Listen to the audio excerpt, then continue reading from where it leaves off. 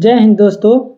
आज के इस वीडियो में हम लोग देखेंगे बिहार कर्मचारी चयन आयोग यानी बिहार एसएससी के तरफ से जो ग्रेजुएशन लेवल पर एग्ज़ाम होता है सीजीएल यानी स्नातक स्तरीय संयुक्त प्रतियोगी परीक्षा का आज हम क्वेश्चन बैंक देखेंगे दोस्तों। देखिए दोस्तों, ये तृतीय स्नातक स्तरीय संयुक्त प्रतियोगिता का क्वेश्चन बैंक है। आइए चलते हैं क्वेश्चन बैंक 1 पर। यहाँ देखिए दोस्तों कि ये आपका 2022 का जो मुख्य परीक्षा हुआ था तृतीय स्नातक स्तरीय, उसका आज हम पूर्ण एनालिसिस के साथ 1 से लेकर 150 तक सभी क्वेश्चन को देखेंगे। तो आप वीडियो के लास्ट तक बने रहेंगे दोस्तों। अगर आप लोग चैनल पर नए आए हैं तो प्लीज़ चैनल को सब्सक्राइब कर देंगे और वीडियो अच्छी लगी तो एक लाइक कर देंगे दोस्तों। देखिए दोस्तों, क्वेश्चन नंबर 1 से आपका मैथ और रीजनिंग दिया गया है, तो हम पीडीएफ इसका टेलीग्राम चैनल पर सेंड कर देंगे। आप मैथ और रीजनिंग बना लीजिएगा। हम जीके और जीएस का आज एनालिसिस देखेंगे। अगर आप चाहते हैं कि मैथ और रीजनिंग का भी हम एनालिसिस करें तो आप कमेंट करके बता सकते हैं। नेक्स्ट वीडियो में हम सिर्फ मैथ और रीजनिंग का आपका पूर्ण एनालिसिस के साथ एक अलग से वीडियो बना देंगे, तो आप कमेंट करके बता सकते हैं दोस्तों। चलते हैं हम रीजनिंग की ओर, और रीजनिंग के बाद आपका जीके जीएस की ओर देखते हैं दोस्तों।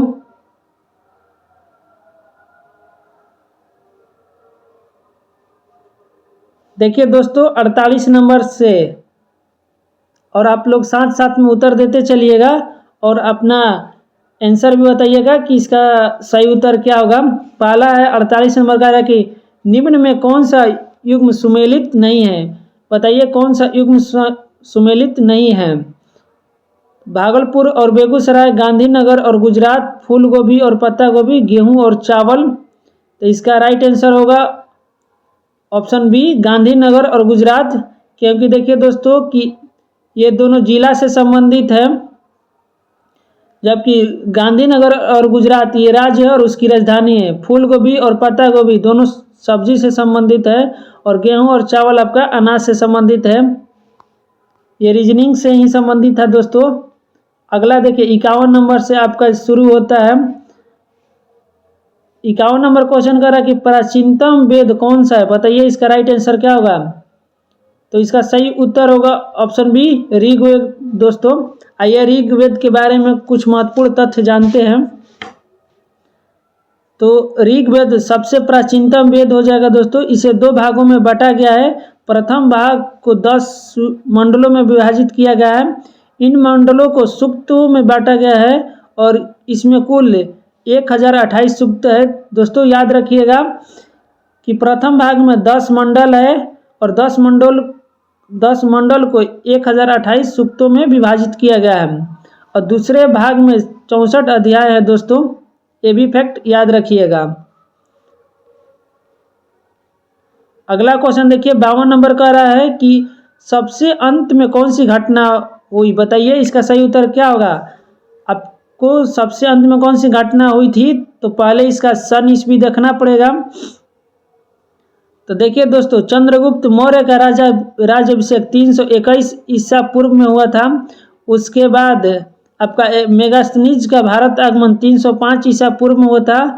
अशोक का राज्याभिषेक 277 ईसा पूर्व में हुआ था, तथा अशोक का कलिंग विजय 261 ईसा पूर्व में हुआ था दोस्तों। यानी अशोक के कलिंग विजय 261 ईसा पूर्व में हुआ था। फिर उसके बाद अशोक का राज अभिषेक 277 ईसा पूर्व में। फिर उसके बाद मेगास्थनीज का भारत आगमन 305 ईसा पूर्व में। उसके बाद चंद्रगुप्त मौर्य का राज्य अभिषेक 321 ईसा पूर्व में। तो सबसे अंत में पूछ रहा था, ये बीसी में दिया हुआ है, यानी घटते क्रम में वाला सही उत्तर होगा, क्योंकि ईसा पूर्व में आपका जितना कम होगा उतना ही वो लास्ट में होगा। तो इसका राइट आंसर ऑप्शन डी होगा। अशोक का कलिंग विजय सबसे अंत में हुआ था दोस्तों। अगला क्वेश्चन में चलते हैं। क्वेश्चन नंबर 53 देखिए कि महात्मा गांधी का जन्म किस वर्ष में हुआ था। बताइए इसका राइट आंसर क्या होगा। कि महात्मा गांधी का जन्म किस वर्ष में हुआ था। तो इसका सही उत्तर होगा ऑप्शन बी 1869 में। देखिए दोस्तों, महात्मा गांधी का जन्म 2 अक्टूबर 1869 को गुजरात के पोरबंदर में हुआ था। इनका पूरा नाम मोहनदास करमचंद गांधी है। गांधी जी देश की आज़ादी में अपना महत्वपूर्ण योगदान दिए। अगला क्वेश्चन देखिए दोस्तों, क्वेश्चन नंबर 54 कह रहा है कि महात्मा बुद्ध ने कहाँ महापरिनिर्वाण प्राप्त किया। बताइए इसका राइट आंसर क्या होगा। महात्मा बुद्ध ने कहाँ महापरिनिर्वाण प्राप्त किया था। तो इसका सही उत्तर होगा ऑप्शन बी कुशीनगर। देखिए दोस्तों, महात्मा बुद्ध की मृत्यु 483 ईसा पूर्व कुशीनगर यूपी में हुई थी। इनकी मृत्यु को महापरिनिर्वाण कहा जाता है। इनका जन्म 563 ईसा पूर्व लुम्बिनी यानी नेपाल में हुआ था और इनका ज्ञान की प्राप्ति बोध ज्ञान में हुआ था। दोस्तों ये भी फैक्ट याद रखिएगा, इन्होंने सबसे पहले सारनाथ में उपदेश दिए थे। अगला क्वेश्चन देखते हैं, क्वेश्चन नंबर 55 कह रहा है कि सत्य शोधक समाज की स्थापना किसके द्वारा की गई थी। बताइए इसका राइट आंसर क्या होगा कि आपका सत्य शोधक समाज की स्थापना किसके द्वारा की गई थी। तो इसकी सही उत्तर होगा ज्योतिबा राव फुले। याद रखिएगा दोस्तों, ज्योतिबा राव फुले के द्वारा आपका 1873 ईस्वी में सत्य शोधक समाज की स्थापना की गई थी। इनका उद्देश्य क्षुद्र एवं अस्पृश्य जाति के लोगों को समाज के मुख्य धारा में लाना था। ज्योतिबा फुले के द्वारा कौन सी किताब रचना की गई है। इनका रचना का नाम है गुलामगिरी। ये भी दोस्त याद रखिएगा। अगला क्वेश्चन में चलते हैं, क्वेश्चन नंबर 56 देखते हैं कि सबसे पहले कौन सी घटना हुई। बताइए दोस्तों कि सबसे पहले कौन सी घटना हुई थी। तो सबसे पहले आपको सन जानना पड़ेगा कि किस वर्ष में कौन सी घटना हुई थी। देखिए दोस्तों, आपका पूर्ण एनालिसिस के साथ हम वीडियो बना रहे हैं, इससे आपका एक क्वेश्चन से 4 क्वेश्चन तैयार जरूर होगा। तो आप लोग वीडियो के लास्ट तक बने रहेंगे और कमेंट करके बताएंगे कि आप लोग ने कितना सही उत्तर दिया। आइए क्वेश्चन नंबर चलते हैं। तो नादिर शाह का आक्रमण 1739 में हुआ था। प्लासी का युद्ध 1757 में हुआ था दोस्तों। बक्सर की युद्ध 1764 में हुआ था और पानीपत का तृतीय युद्ध 1761 में हुआ था। तो बताइए इसका राइट आंसर क्या होगा। तो सबसे पहली घटना पूछ रहा है, तो पहला 1739 में ही आपका नादिर शाह का आक्रमण हो जाएगा। अगला क्वेश्चन पर चलते हैं दोस्तों, क्वेश्चन नंबर 57 देखिए। क्वेश्चन नंबर 57 कह रहा है कि 1942 में जयप्रकाश नारायण को किस नगर के जेल में रखा गया था। बताइए इसका राइट आंसर क्या होगा कि 1942 में जयप्रकाश नारायण को किस नगर के जेल में रखा गया था। तो इसका सही उत्तर होगा ऑप्शन बी हजारीबाग के जेल में। देखिए दोस्तों, 1942 में भारत छोड़ो आंदोलन के समय जयप्रकाश नारायण यानी जेपी को हजारीबाग के सेंट्रल जेल में रखा गया था, लेकिन इन्होंने जेल के दीवार को फांदकर फरार हो गए थे। अगला क्वेश्चन हम देखिए दोस्तों, क्वेश्चन नंबर 58 कह रहा है कि सूची 1 को सूची 2 से मिलान करना है। आइए देखते हैं इसका राइट उत्तर क्या होगा। आनंद भवन। बताइए आनंद भवन किस नगर में है। तो आनंद भवन आपका इलाहाबाद यानी प्रयागराज में है। साबरमती आश्रम आपका अहमदाबाद में है। गेटवे ऑफ इंडिया मुंबई में है और जलियांवाला बाग अमृतसर में हुआ था। दोस्तों इसका राइट आंसर क्या होगा। इसका सही उत्तर 3, 4, 1 और 2 है दोस्तों, यानी इसका सही उत्तर ऑप्शन सी हो जाएगा। अगला क्वेश्चन चलते हैं, क्वेश्चन नंबर 59 देखते हैं दोस्तों। क्वेश्चन नंबर 59 कह रहा है कि सूची 1 को सूची 2 से मिलान करना है। आइए इसको देखते हैं। सूची 1 को सूची 2 से मिलान करते हैं। पहला पूछ रहा है कि अलाई दरवाजा। बताइए इसका निर्माता कौन था। तो अलाई दरवाजा का आपका अलाउद्दीन खिलजी था। आगरा का किला अकबर ने निर्माण करवाया था। इत्मदुल्ला का मकबरा आपका इत्मदुल्ला का मकबरा नूरजहां ने और दिल्ली का लाल किला शाहजहां ने। यानी 3, 4, 2, 1 ऑप्शन होगा, यानी सही उत्तर ऑप्शन बी होगा दोस्तों। अगला क्वेश्चन में चलते हैं दोस्तों। क्वेश्चन नंबर 60 देखते हैं कि सिखों के 10वें गुरु गुरु गोविंद सिंह का जन्म कहाँ हुआ था? बताइए कि सिखों के 10वें गुरु गुरु गोविंद सिंह का जन्म कहाँ हुआ था? तो इसका सही उत्तर होगा ऑप्शन डी, पटना में हुआ था।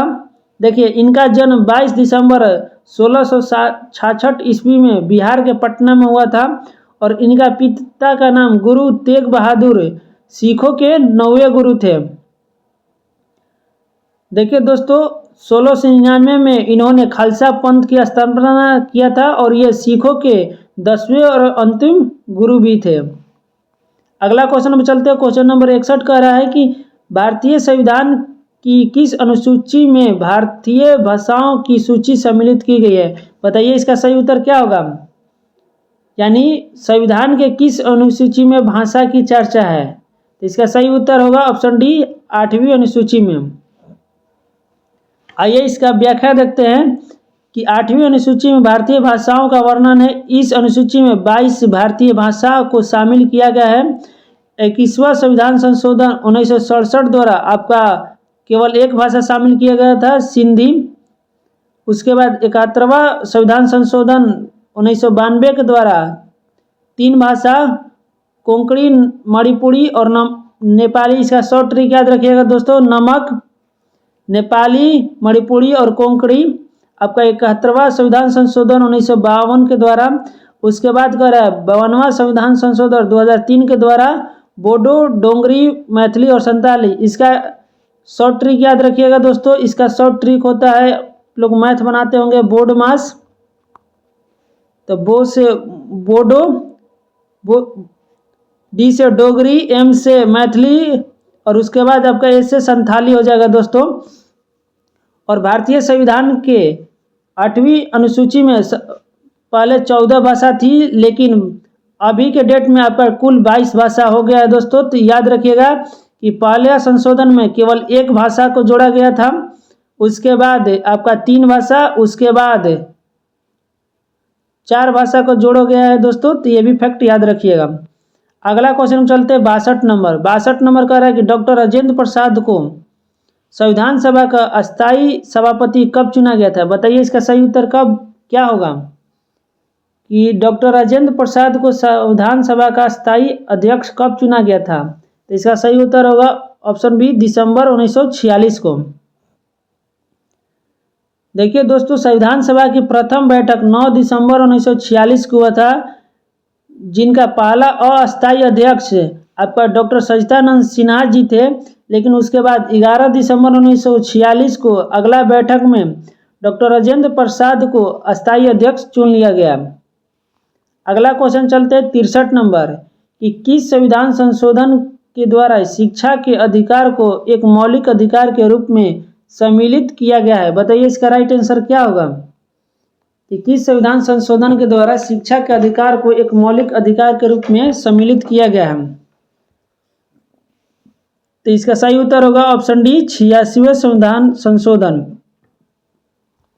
देखिए दोस्तों, 86वें संविधान संशोधन 2002 में शिक्षा के अधिकार को संविधान के भाग 3 में मौलिक अधिकार के रूप में शामिल किया। अनुच्छेद पूछे तो अनुच्छेद आपका 21A के अंतर्गत आता है दोस्तों, जिसमें 6 से 14 वर्ष के बच्चों के लिए शिक्षा का अधिकार एक मौलिक अधिकार बना दिया गया है।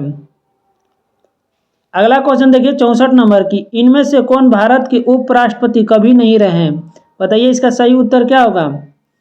क्वेश्चन पूछ रहा है कि भारत के उपराष्ट्रपति कभी नहीं रहे हैं, नहीं बताना है कि कभी नहीं थे।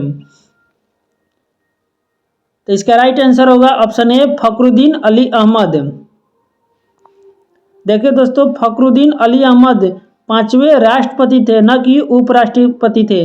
बाकी आपका डॉक्टर एस राधाकृष्ण प्रथम आपका उपराष्ट्रपति थे, फिर उसके बाद जाकिर हुसैन भी बने थे, बीबी गिरी भी आपका उपराष्ट्रपति बने थे, लेकिन फखरुद्दीन अली अहमद आपका सिर्फ राष्ट्रपति बने थे।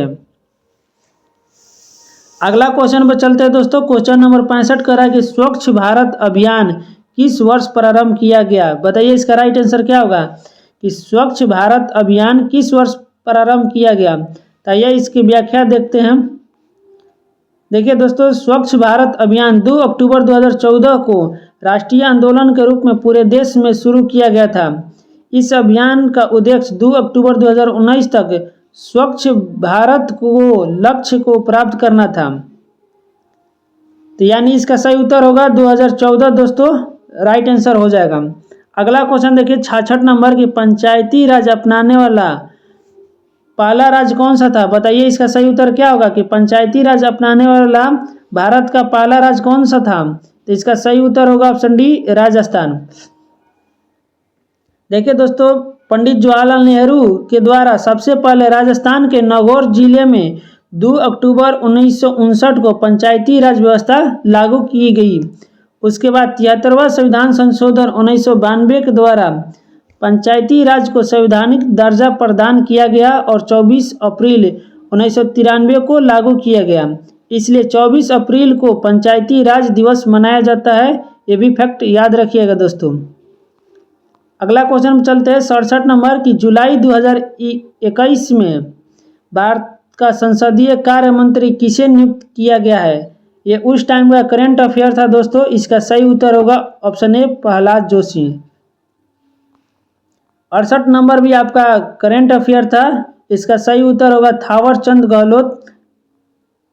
अगला क्वेश्चन देखिए कि 69 नंबर, भारत का महान्यायवादी किसके द्वारा नियुक्ति किया जाता है? बताइए इसका राइट आंसर क्या होगा कि भारत का महान्यायवादी किसके द्वारा नियुक्ति किया जाता है? तो इसका सही उत्तर होगा ऑप्शन ए, राष्ट्रपति के द्वारा। देखिए दोस्तों, भारत के महान्यायवादी की चर्चा अनुच्छेद 76 में दिया गया है और इनकी नियुक्ति राष्ट्रपति ही करते हैं। जो सुप्रीम कोर्ट के न्यायाधीश बनने की योग्यता रखता है वैसे ही व्यक्ति को महान्यायवादी बनाया जाता है। अगला क्वेश्चन चलते हैं दोस्तों। क्वेश्चन नंबर 70 कह रहा है कि वर्तमान समय में निम्न में से कौन सा एक मौलिक अधिकार नहीं है? बताइए इसका सही उत्तर क्या होगा।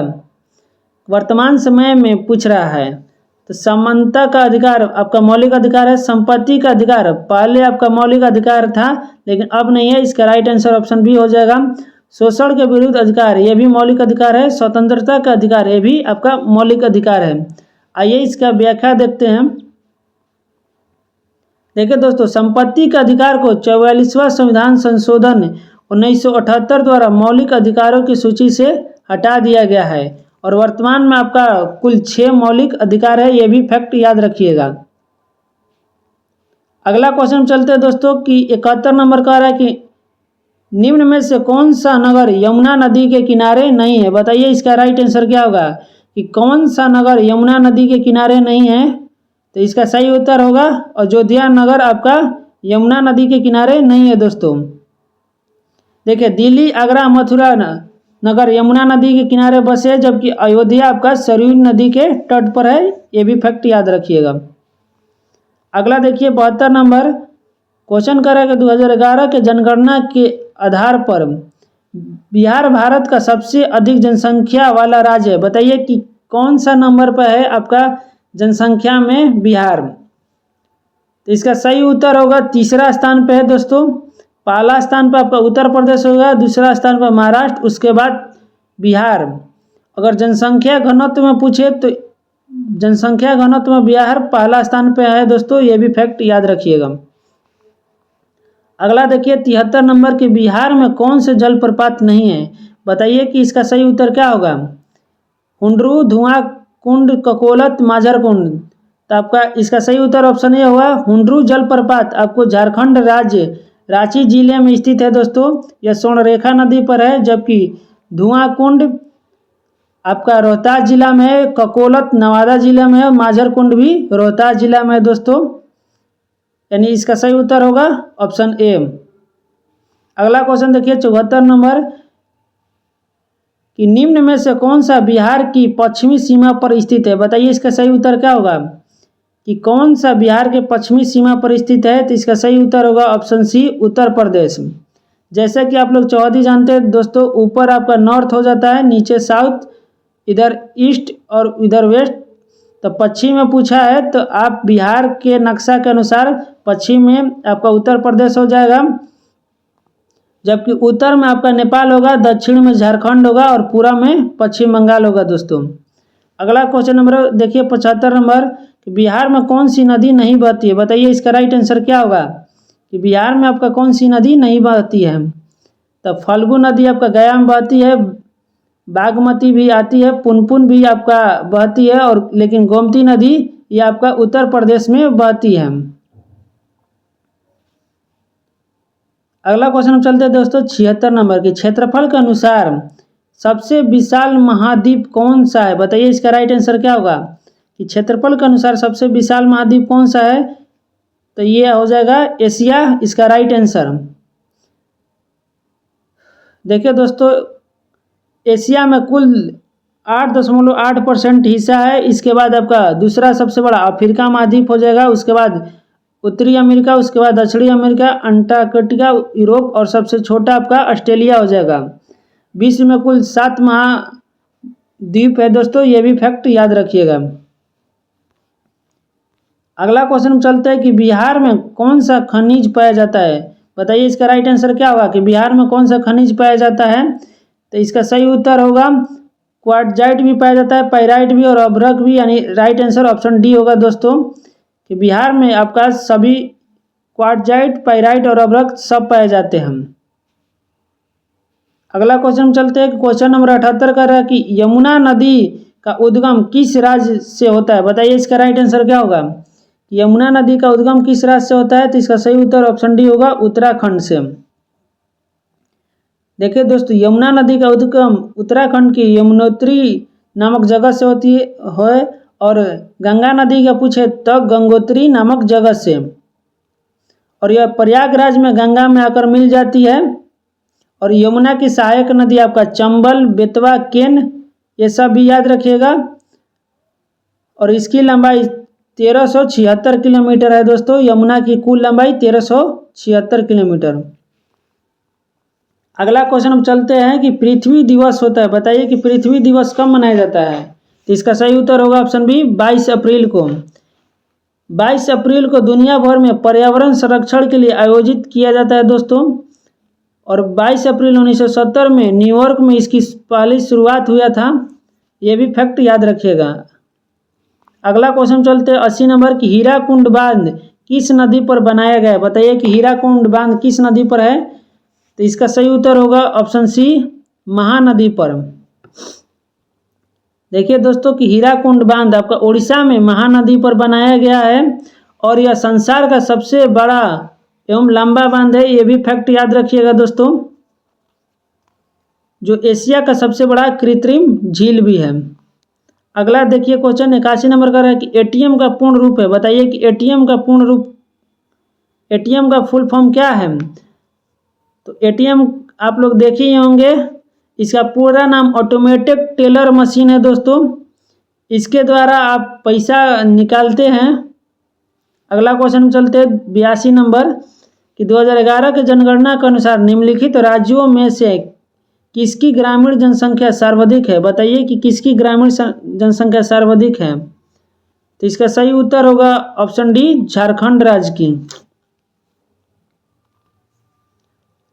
अगला क्वेश्चन चलते हैं दोस्तों 83 नंबर कि नीति आयोग ने किस आयोग की स्थान लिया है, बताइए कि नीति आयोग किस आयोग के स्थान पर आया है। तो इसका सही उत्तर होगा ऑप्शन बी योजना आयोग के। देखिए दोस्तों, पहले योजना आयोग था जो पंचवर्षीय योजना कहलाता है, उसी का स्थान पर आपका 1 जनवरी 2015 को नीति आयोग का गठन हो गया था दोस्तों, ये भी फैक्ट याद रखिएगा कि नीति आयोग का गठन 1 जनवरी 2015 को हुआ था। और वर्तमान में ये उस टाइम का करंट था दोस्तों। अगला का चलते हैं 84 नंबर की, भारत के नियंत्रक एवं महालेखा परीक्षक की नियुक्ति किसके द्वारा की जाती है, बताइए इसका राइट आंसर क्या होगा। यानी पूछ रहा है कि कैग का नियुक्ति किसके द्वारा किया जाता है दोस्तों, बताइए इसका राइट आंसर क्या होगा। तो इसका सही उत्तर होगा ऑप्शन ए राष्ट्रपति के द्वारा। और कैग का चर्चा आपका अनुच्छेद 148 में दिया गया है, यह भी फैक्ट याद रखिएगा दोस्तों। और इसका कार्य सरकारी खातों और उसके द्वारा खर्च किए जा रहे धन की परिरक्षण करना और अपनी रिपोर्ट राष्ट्रपति को सौंपता है, ये भी फैक्ट याद रखिए दोस्तों। अगला क्वेश्चन पर चलते 85 नंबर निम्न में से बिहार में किसकी प्रचुर मात्रा में उपज होती है? बताइए कि बिहार में प्रचुर मात्रा में क्या उपज होता है? तो इसका सही उत्तर होगा ऑप्शन सी, तंबाकू।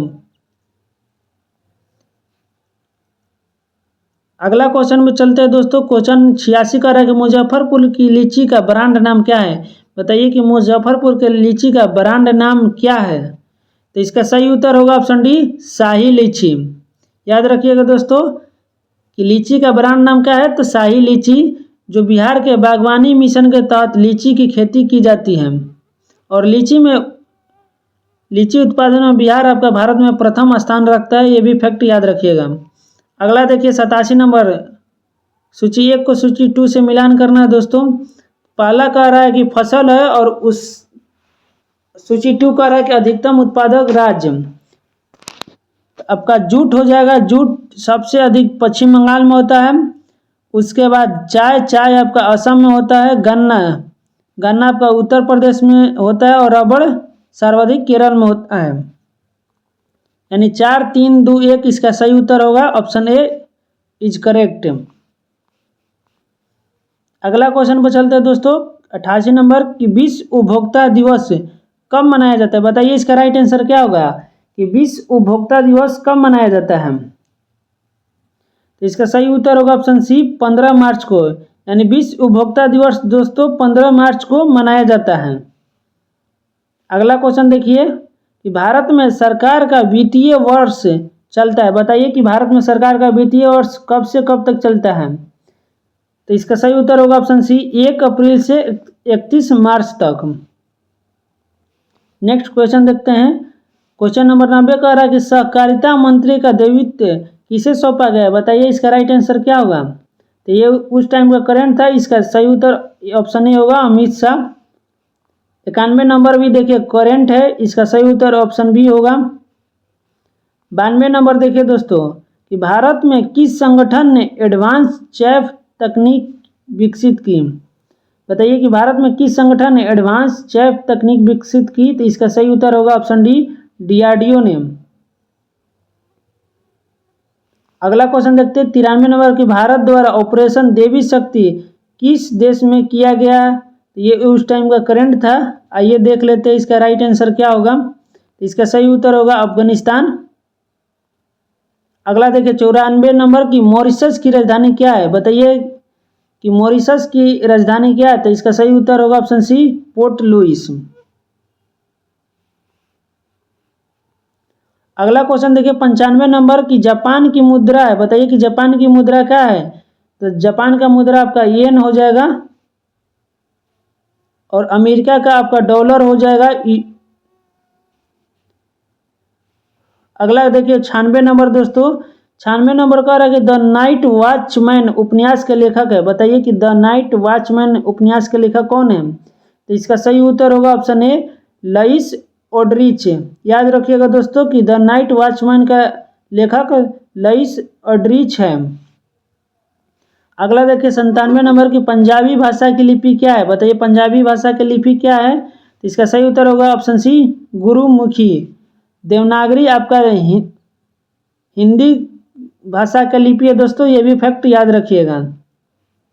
अगला देखिए 98 नंबर, अफगानिस्तान के राष्ट्रपति का नाम जो कि हाल ही में देश से भाग गए, ये उस टाइम का करंट था, इसका सही उत्तर होगा एम अशरफ गनी। अगला देखिए 99 नंबर, हिंदी भाषा में वर्ष 2020 के साहित्य अकादमी पुरस्कार, ये उस टाइम का करंट था, इसका सही उत्तर होगा अनामिका। नेक्स्ट क्वेश्चन देखते हैं दोस्तों। देखिए ये भी करंट है, 127वां संविधान संशोधन विधेयक 2021 संबंधित है, तो इसका सही उत्तर होगा आरक्षण से। अगला क्वेश्चन देखिए दोस्तों, 101 बीज के द्वारा भविष्य में पौधे बनने वाला भाग होता है। बताइए इसका राइट आंसर क्या होगा कि बीज के द्वारा पौधा बनने वाला कौन सा भाग होता है? तो इसका सही उत्तर होगा ऑप्शन डी, भ्रूण होता है। नेक्स्ट क्वेश्चन चलते हैं कि 102 नंबर के निम्न में से कौन से ऊर्जा खाद्य पदार्थ है? बताइए कि कौन सा ऊर्जा खाद्य पदार्थ है? तो इसका सही उत्तर होगा कार्बोहाइड्रेट और वसा दोनों ऊर्जा खाद्य पदार्थ है, ऑप्शन ए इज राइट है। अगला क्वेश्चन देखिए 103 नंबर की फफूंदियों में पोषण की विधि होती है। बताइए कि फफूंदियों में पोषण की विधि किस प्रकार की होती है। तो इसका सही उत्तर होगा ऑप्शन डी, मृतजीवी पोषण होता है। अगला देखिए 104 नंबर की कोशिका के किस भाग में ग्लाइकोलाइसिस की क्रिया होती है। बताइए कि कोशिका के किस भाग में ग्लाइकोलाइसिस की क्रिया होती है दोस्तों। बताइए इसका राइट आंसर क्या होगा। तो इसका सही उत्तर होगा ऑप्शन ए, कोशिका द्रव में। अगला देखिए 105 नंबर की पत्तियों में उत्पन्न उन छिद्रों का नाम लिखिए जिनके द्वारा श्वसन क्रिया में गैसों का आदान प्रदान होता है। तो इसका सही उत्तर होगा ऑप्शन डी, रंध्र के द्वारा। आइए ऑप्शन भी देख लेते हैं। देखिए 106 नंबर चलते हैं कि ब्रायोफाइटा में होते हैं। बताइए कि ब्रायोफाइटा में क्या होता है। तो ब्रायोफाइटा में आपका मॉस और लीवरवट होता है, यानी ऑप्शन सी इसका राइट आंसर होगा दोस्तों। देखिए ब्रायोफाइटा वनस्पति जगत का एक बड़ा वर्ग है। इसके अंतर्गत वे सभी पौधे आते हैं जिनमें वास्तविक संवहन ऊतक नहीं होते हैं दोस्तों, जैसे मॉस, लीवर हट, हॉर्न हट आदि। अगला देखिए 107 नंबर कि नारियल के फल का प्रसार होता है। बताइए कि नारियल के फल का प्रसार होता है, इसका सही उत्तर क्या होगा। तो इसका सही उत्तर होगा ऑप्शन ए, रेशा युक्त मोजीकॉर्प से, यानी नारियल के फल का प्रसार आपका रेशा युक्त मोजीकॉर्प से होता है। और नारियल के फल को ड्रूप फल कहा जाता है, याद रखिएगा दोस्तों। नारियल में दृढ़ बाह्य फल भित्ति, रेशेदार मध्य फल भित्ति और झिल्लीनुमा अंत फल भित्ति पाई जाती है। अगला देखिए 108 नंबर कि द्विबीजपत्री तना में संवहनी बंडल होते हैं। बताइए इसका राइट आंसर क्या होगा कि द्विबीजपत्री तना में संवहनी बंडल होते हैं। तो इसका सही उत्तर होगा ऑप्शन सी, समपार्श्विक, यानी द्विबीजपत्री तनों में संवहन बंडल जाइलम एवं फ्लोएम वलय या समपार्श्विक क्रम में व्यवस्थित होते हैं। और देखिए दोस्तों पौधे में जल और खनिज का प्रवाह जाइलम के द्वारा होता है, जबकि भोजन का प्रवाह आपका फ्लोएम के द्वारा होता है। यह भी फैक्ट याद रखिएगा। अगला देखिए 109 नंबर की डिटर्जेंट के निर्माण में प्रयुक्त होने वाला एंजाइम है। बताइए इसका राइट आंसर क्या होगा कि डिटर्जेंट के निर्माण में प्रयुक्त होने वाला एंजाइम कौन सा है। इसका सही उत्तर होगा ऑप्शन ए, प्रोटीएज।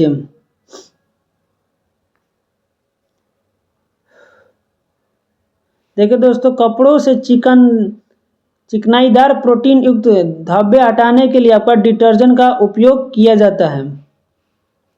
अगला देखिए 110 नंबर कि क्रॉसिंग ओवर में होता है। बताइए कि क्रॉसिंग ओवर में क्या होता है। तो क्रॉसिंग ओवर में अनुवांशिकी सामग्री का आदान प्रदान होता है, यानी ऑप्शन सी इसका राइट आंसर होगा। अगला क्वेश्चन देखिए 111 नंबर का रहा है कि प्रजातियों के विकास के प्राकृतिक चयन का सिद्धांत दिया था। बताइए कि प्राकृतिक चयन का सिद्धांत किसने दिया था। तो इसका सही उत्तर होगा ऑप्शन डी, डार्विन ने दिया था। नेक्स्ट क्वेश्चन देखते हैं दोस्तों 112 नंबर कि निम्न में कौन सी बीमारी यौन संचारित नहीं है। बताइए कि कौन सी बीमारी यौन संचारित नहीं है। तो इसका सही उत्तर होगा ऑप्शन बी, हेपेटाइटिस। देखिए दोस्तों वायरस के कारण होने वाला बीमारी सिफिलिस, HIV और एड्स, गोनोरिया, ये सभी यौन संचारित रोग है। सिफिलिस, HIV, एड्स, गोनोरिया यौन संचारित रोग हो जाएगा दोस्तों, जबकि हेपेटाइटिस एक वायरस के कारण होने वाला रोग है।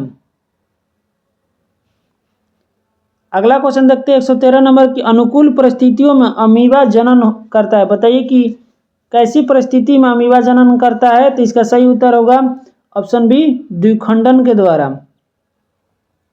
और अमीबा एक कोशिकीय जीव है, यह भी फैक्ट याद रखिएगा दोस्तों। 114 नंबर कह रहा है कि निम्न में किस वर्ग के जंतुओं का प्रगुहा यानी सीलोम रक्त से भरा हुआ होता है। बताइए इसका राइट आंसर क्या होगा। किस वर्ग के जंतुओं का सीलोम रक्त से भरा हुआ होता है। तो इसका सही उत्तर होगा ऑप्शन ए, आर्थ्रोपोडा। देखिए दोस्तों आर्थ्रोपोडा वर्ग जंतुओं का प्रगुहा यानी रक्त से भरा होता है और देह गुहा जब नियोडर्म से अधिक रहती है तब यह सिलोम प्रगुआ कहलाती है। अगला क्वेश्चन पर चलते हैं 115 नंबर कि टेप वर्म के खंड कहलाते हैं। बताइए कि टेप वर्म के खंड क्या कहलाते हैं। तो इसका सही उत्तर होगा ऑप्शन सी प्रोगोलोटिक, यानी टेप वर्म के खंड प्रोगोलोटिक कहलाते हैं। अगला क्वेश्चन देखिए 116 नंबर दोस्तों कि टीनिया सोलियम को सामान्य रूप से कहते हैं। बताइए कि टीनिया सोलियम को सामान्य रूप से क्या कहते हैं।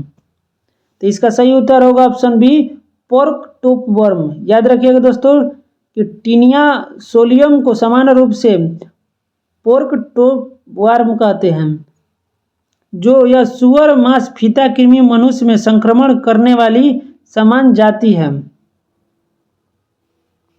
अगला देखिए 117 नंबर की भोजन अधिग्रहण करने वाला अंग होता है। बताइए कि भोजन अधिग्रहण करने वाला कौन सा अंग होता है। तो इसका सही उत्तर होगा ऑप्शन सी स्क्यूडोपोडियम। याद रखिएगा दोस्तों स्क्यूडोपोडियम भोजन अधिग्रहण करने वाला अंग है। अगला क्वेश्चन देखिए 118 नंबर की कीट सांस लेते हैं। बताइए कि कीट किसके द्वारा सांस लेते हैं। तो इसका सही उत्तर होगा ऑप्शन सी श्वास रंध्र के द्वारा, यानी कीट में श्वास के लिए ट्रैकिया पाए जाते हैं और ट्रैकिया के द्वारा ही कीट श्वास लेते हैं। अगला क्वेश्चन देखिए दोस्तों 119 नंबर देखिए कि लाइसोसोम होते हैं। बताइए कि लाइसोसोम क्या होते हैं। तो इसका सही उत्तर होगा पाचन केंद्र, यानी लाइसोसोम जंतु कोशिका में प्रचुर मात्रा में पाए जाते हैं और इनका निर्माण गोल्जी काय में होता है। दोस्तों लाइसोसोम को आपको आत्महत्या की थैली भी कहते हैं या पाचन की थैली भी कहते हैं, ये भी फैक्ट याद रखिएगा। अगला क्वेश्चन देखिए 120 नंबर कि किस जीव में पौधे एवं जंतुओं के लक्षण पाए जाते हैं। बताइए इसका राइट आंसर क्या होगा कि किस जीव में पौधे एवं जंतुओं के लक्षण पाए जाते हैं। तो इसका सही उत्तर होगा ऑप्शन सी यूगेलिना। अगला 121 नंबर देखते हैं कि रबड़ को सल्फर के साथ गर्म करने को कहते हैं। बताइए कि रबड़ को सल्फर के साथ गर्म करने को क्या कहते हैं। इसका सही उत्तर होगा option B vulcanization. Next question देखते हैं दोस्तों 122 नंबर के निम्न में कौन सा रासायनिक रूप से सर्वाधिक सक्रिय है। बताइए कि कौन सा सही उत्तर होगा, कौन सा रासायनिक सर्वाधिक रूप से सक्रिय है। तो इसका सही उत्तर होगा ऑप्शन बी फ्लोरीन आपका, जो सबसे ऋणात्मक तत्व है, ये भी याद रखिएगा दोस्तों, और यह हाइड्रोजन वर्ग के सबसे अधिक क्रियाशील तत्व भी है।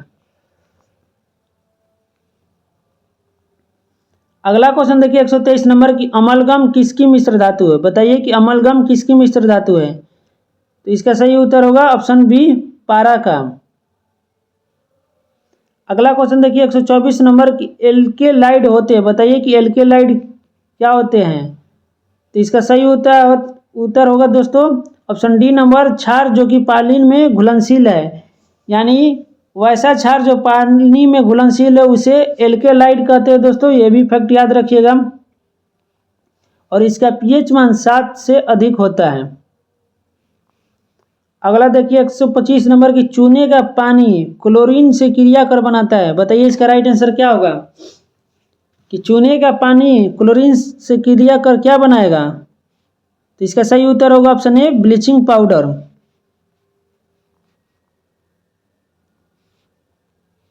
अगला क्वेश्चन देखिए 126 नंबर दोस्तों कि मेडलिफ के समय कुल ज्ञात तत्वों की संख्या थी। बताइए मेडलिफ के समय कुल ज्ञात तत्वों की संख्या कितनी थी। इसका सही उत्तर होगा दोस्तों 63, और वर्तमान में पूछे तो 118 तत्व जानकारी में है। अगला क्वेश्चन देखिए 127 नंबर की बेकिंग सोडा का रासायनिक नाम क्या है। बताइए कि बेकिंग सोडा का रासायनिक नाम क्या है। तो इसका सही उत्तर होगा ऑप्शन बी सोडियम बाइकार्बोनेट है, जिसका फॉर्मूला NaHCO3 होता है दोस्तों, और इसे खाने का सोडा भी कहते हैं, ये भी फैक्ट याद रखिएगा। सोडियम कार्बोनेट को आपको धोने का सोडा कहते हैं। नेक्स्ट क्वेश्चन देखते हैं 128 नंबर कि कौन सा एंजाइम ग्लूकोज को एथिल अल्कोहल में परिवर्तित कर देता है। बताइए कि इसका सही उत्तर क्या होगा कि कौन सा एंजाइम ग्लूकोज को एथिल अल्कोहल में परिवर्तित कर देता है? तो इसका सही उत्तर होगा ऑप्शन सी, जाइमेज। यानी जाइमेज एंजाइम ग्लूकोज को एथिल अल्कोहल में परिवर्तित कर देता है।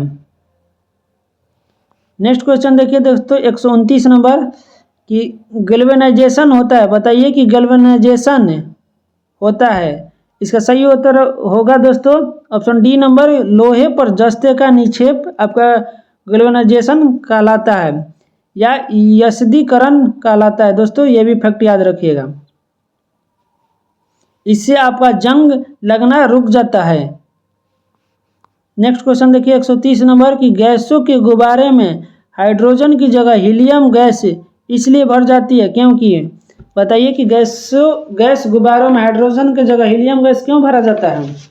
तो इसका सही उत्तर होगा कि ज्वलनशील नहीं होती है इसीलिए, ऑप्शन सी इसका राइट आंसर होगा, क्योंकि हाइड्रोजन ज़्यादा ज्वलनशील गैस है और विस्फोट होने की संभावना रहती है। नेक्स्ट क्वेश्चन देखिए दोस्तों कि दबाव बढ़ने से किसी पदार्थ का क्वथनांक, बताइए कि क्या होगा? दबाव बढ़ने से किसी पदार्थ का क्वथनांक क्या हो जाएगा दोस्तों? तो इसका राइट आंसर ऑप्शन ए होगा, बढ़ जाएगा।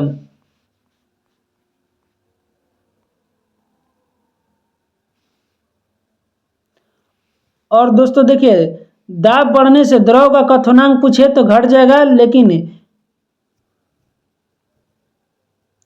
दाब घटने से द्रव का क्वथनांक घट जाता है और दाब बढ़ने से द्रव का क्वथनांक बढ़ जाता है।